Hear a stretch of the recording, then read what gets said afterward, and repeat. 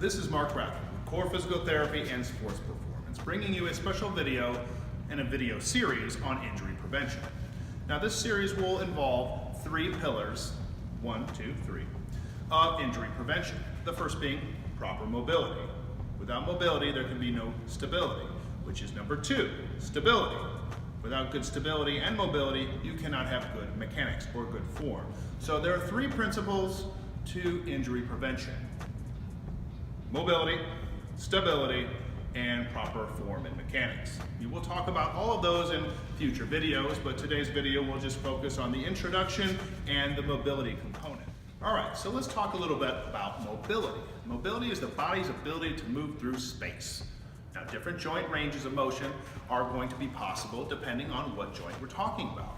We're going to focus on shoulders, hips, which include the spine in my opinion, and also the ankles. Without proper motion in those joints, you can't put your power down effectively and you're increasing your risk for injury. So the exercises we're going to show you are very good global exercises that incorporate rotation of the spine and stretching of the hips and ankles in functional positions that will give you best bang for your buck for mobility, for sports performance, and ultimately injury prevention. Now this video has a lot to do with the mobility for athletes in lifting, but it also translates to other areas like running and playing sports, because the hips are generally the tightest in the chain. That has effects on the running gait and the squat mechanics primarily, but also with lateral movement. So one of my favorite 2 exercises are dynamic stretching, specifically targeting the external rotators of the hip and pelvis. Basically the name of this is going to be some kind of a modified pigeon pose, one of my favorite exercises. And mobility. In this position, back leg is straight, front leg is down tight to the box or surface that you're stretching on as possible. And then the dynamic component is the rotation. 20 reps per side will get that entire hip complex warmed up. Now, a variation for squatting more specifically is in that squat position with that hip. It's a great hip opening stretch. Same rules apply. Rotation. 10 reps here, and then 10 reps coming down here.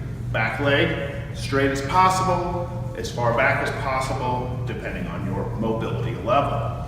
You want to get into it, and then get out. Comfortably, but breathing appropriately.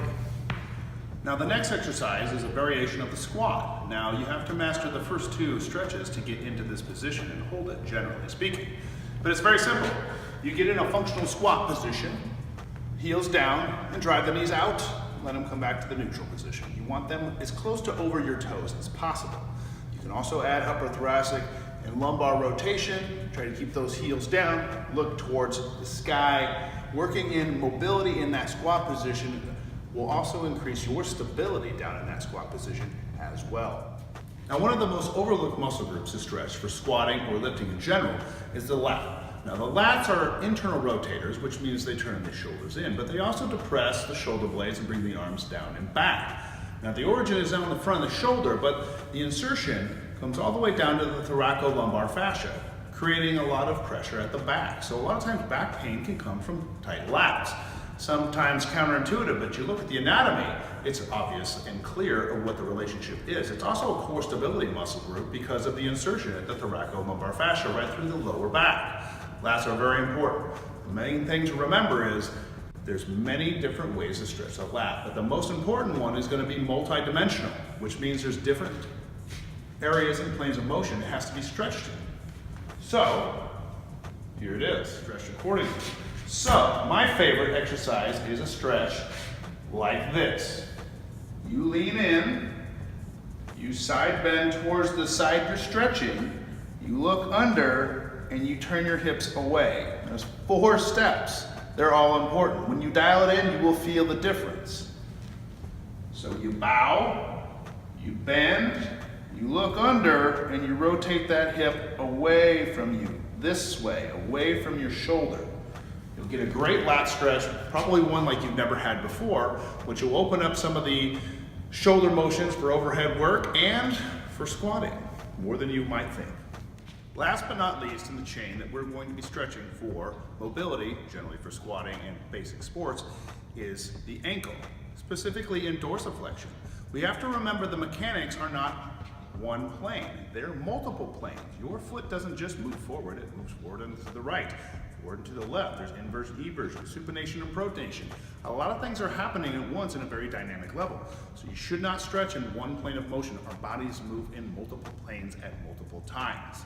So if you're stretching statically and stretching in one plane of motion just forward, you're really doing yourself a disservice and you're not going to help yourself a lot. So you're probably banging yourself in the head, specifically.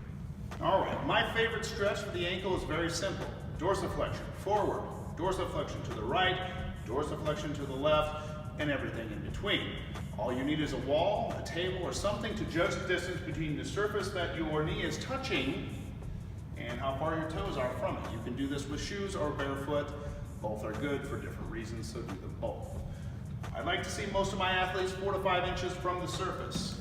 So this distance, 4 to 5 inches, depending on height. If you're shorter, less. If you're taller, more.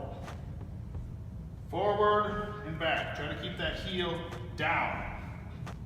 Drive it forward. Drive it to the right and forward. Drive it to the left and forward. Drive it in between, everywhere in between. Get it in there and stretch it in a multi-plane of motion. Our bodies move in multi-planes all the time. Don't stretch in one plane of motion. Stretch all of them dynamically. Better carryover, and you'll see better results in less time. Here's what this exercise looks like more closely from the top down. We go forward, and we go forward to the right. We go forward to the left, and we go everywhere in between. Heel stays down, but you can use this distance here as a measurement tool to see how far you're progressing. Last but not least is my dynamic Shaolin side squat stretch. It works on the hips, the adductors, the upper thoracic region for stability, and of course the ankle dorsiflexors all in one. Now you may have seen this before with my C.O.R.E DSS3 from about 1.5 years ago in my advanced routine. It's a fantastic stretch, and it's always good to revisit those fundamental stretching movement patterns that we all love and love to hate so well. Very simple. Heel stays down, side squat position, rock side to side, like so. Dynamically and in multi-planes. One of the most important things to remember is stretch dynamically, stretch in multi-planes, and make sure you're stretching gradually and easily. The more you stretch, it's not giving you more of a stretch, it's just making your central nervous system fight you more. Nice and easy, moderate to light, rhythmical, and make sure you're breathing. Best bang for your buck, bar none. Thank you for watching the video today from C.O.R.E Physical Therapy and Sports Performance. If you have any questions or concerns about the video or the exercises listed or in the video themselves, please contact me at mark@coreomaha.com or contact me at the office or even through Facebook if you'd like. I hope you enjoyed the videos, and if you have any comments or questions, leave them in the taglines there and I'll try to answer them as soon as I can. Thanks for watching.